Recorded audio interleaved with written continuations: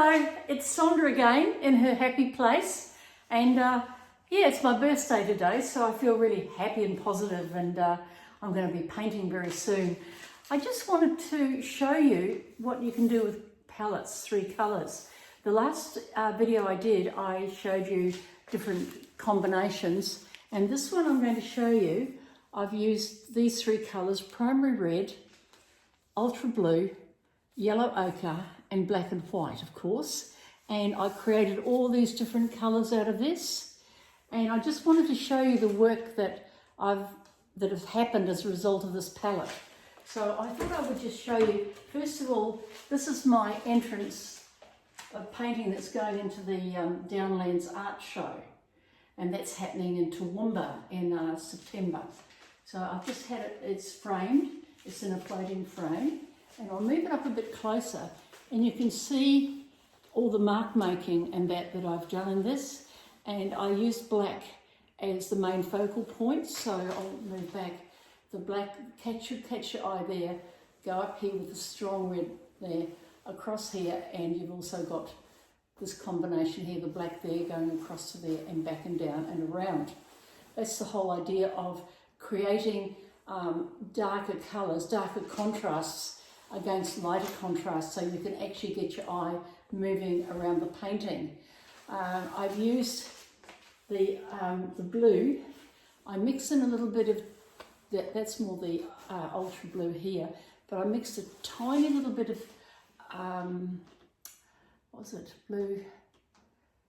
That's right, it was a little tiny bit of turquoise, just to make it a prettier blue, because the blue was a little bit stark. And this is a landscape that I've done, and you can see the yellow ochre coming through here, and you can see the combination of red with the yellow ochre creating these lovely soft colours right the way through. I spent quite a bit of time on this painting because it was for a competition and I wanted to make a really good job of it. It worked, it just seemed to work. I don't know why. And I think one of the big things is if you look at it very carefully, there's absolutely no part of this painting that has the same marks sizing on it. It's got lots of different marks, different shapes, different ways they're sitting, contrast, white and black. You've got this squarish looking pointy bit as against this long, thin sort of vertical angle black mark, and then the smaller black mark down the bottom here. So no shape on this is exactly the same size. And I think when you're doing abstract paintings, that's fairly important that you actually don't do repeat. You could repeat colours, you could repeat value, but shapes you have to be very careful of, because if you make them too much the same, it becomes same looking, and boring is the word. So this painting worked for me, and I'm very happy with this. It's probably, at this stage, it's one of the better ones I've done. Now I'm going to show you the same palette that didn't work, and you can see the difference. So there's one, and here's another one in a floating frame again. Again, the frame is floating. I'll show you why it becomes floating like so. You see, you take out the frame, you actually have it put in the frame. Why hasn't this worked? I'm still trying to figure this one out. I love this sort of soft, the way that it's got those marks, and I can show you how to do those marks. I think this very large rectangular blue, it's cobalt blue, is almost, or is it pro-cobalt? I forget the name. It was ultramarine blue, so ultra blue. It's just too solid, I think, for that.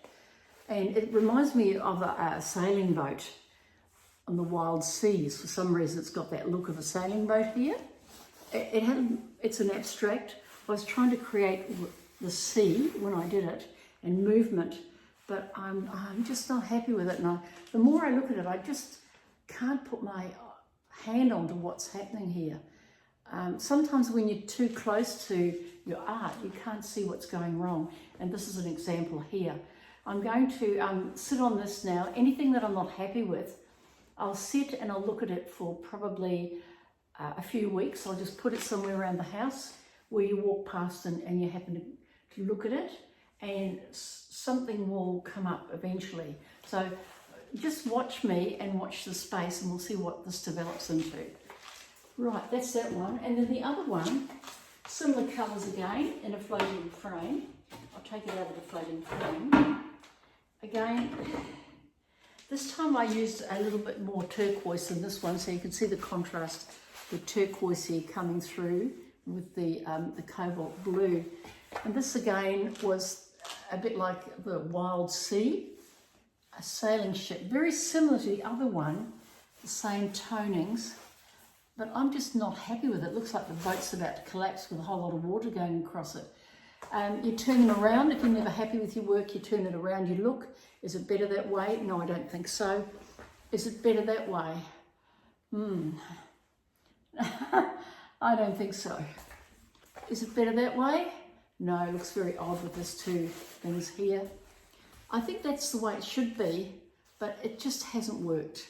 So these two paintings will be changing before your eyes. So have a good look at them and remember what they look like. And you can always go back and look at this video anyway, and you'll see what I mean, that when I go back and look and look and look, something will come up. Again, these two I'm going to be putting away for a while, probably 2 or 3 weeks. I'll walk past them, I'll keep looking, and eventually something will snap and it'll just hit me.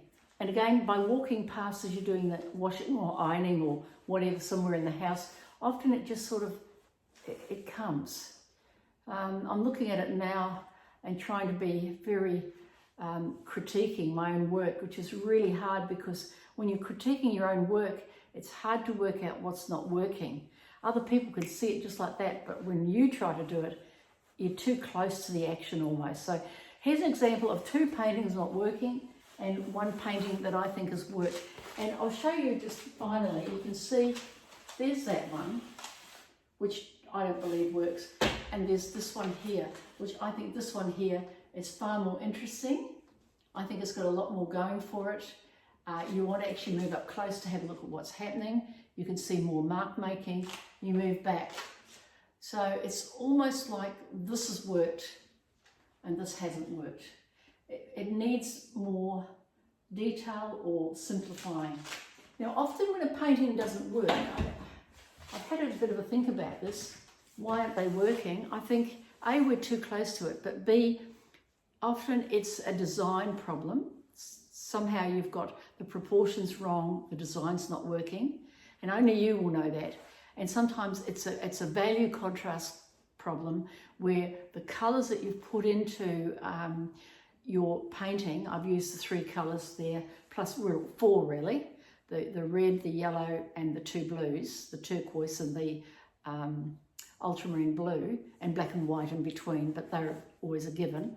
So really 4 colours. There's just something about those colours, they just haven't worked on those other 2 paintings. So, and yet I did them all at the same time. So interesting, isn't it? So 1 has worked, 2 haven't. Now I have to figure out why. And if you've got any ideas, I'd love to hear from you, and maybe you can help me say, well, maybe you should have done this, or maybe you should have done that. Just roughly off the top of my head, I think with this one here, I think there's too much, there's no real big focal point, and I think it's just all over the place. I think it's, you look here, and then it just seems to be too messy. And this one here, as I said before, just quickly looking at it, I think the problem with this one is that's too big for the canvas. And I think your eye is jumping around on the red. The red seems to be overpowering. The red, and you've got that brilliant red here, there. The red's just everywhere, and your eye doesn't really know where to focus. So I think that's a design problem plus a value problem with the colours that I've used. So I think I need to be quite brave and sort of get cracking and change these, but I'll do them over the next few weeks. So anyway, that's it for today. It's just a 10-minute lesson on my work and why things have worked and why things haven't worked. I just thought you might be interested in how I operate and how I think when I look at my paintings. So thanks for watching.